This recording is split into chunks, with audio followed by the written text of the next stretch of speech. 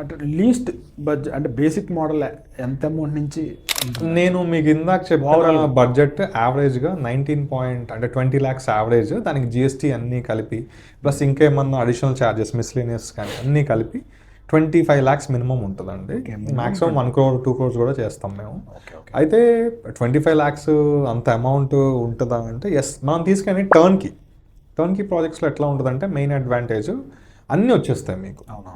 So including వాస్తు కానీ, civil renovation works కానీ, furnishings. నేను మీకు చెప్పాను కదా, ఫ్లోర్ ప్రొటెక్షన్ కాస్ట్ కూడా మనం ఇంక్లూడ్ చేసుకుని చెప్తాం.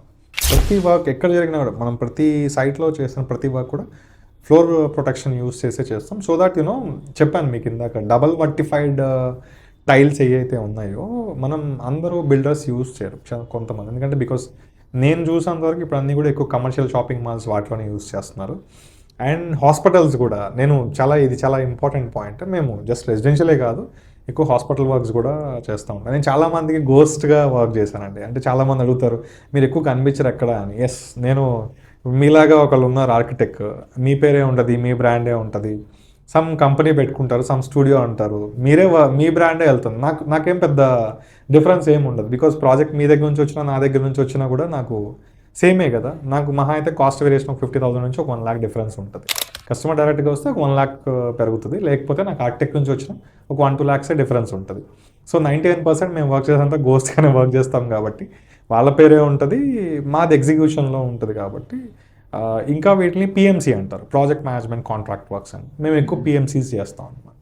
అది మెయిన్ స్కోప్. ఇంకోటి హాస్పిటల్స్లో నేను ఎందుకు చెప్తానంటే, ఇందాక లాస్ట్ టైం నేను మీతో డిస్కస్ చేసినప్పుడు అన్నాను, సర్జరీస్ చేసేటప్పుడు ద అడ్వాన్స్ టెక్నాలజీ వీరే టెక్నాలజీ అని చెప్పి ఇప్పుడు అల్ట్రావైలెట్ రేస్ని ఇన్ఫ్యూజ్ చేసి డైరెక్ట్గా మనం ప్రొఫైల్ లైట్స్లోనే పెట్టేస్తాం దాంట్లో ఫాల్ సీలింగ్కి. సో అడ్వాంటేజ్ ఏంటంటే సర్జరీస్ అయిపోయిన తర్వాత ఇన్ఫెక్షన్స్ హై లెవెల్స్లో ఉంటాయి అక్కడ. ఎందుకంటే మీకు తెలిసిందే సర్జరీ రూమ్స్ అనగానే high level of bacteria, high level of virus, high level of fungus, ఈ కంటామినేషన్ ఎక్కువ ఉంటుంది. బ్లడ్ లిక్విడ్స్ అవన్నీ ఎక్కువ యూజ్ అవుతూ ఉంటాయి కాబట్టి.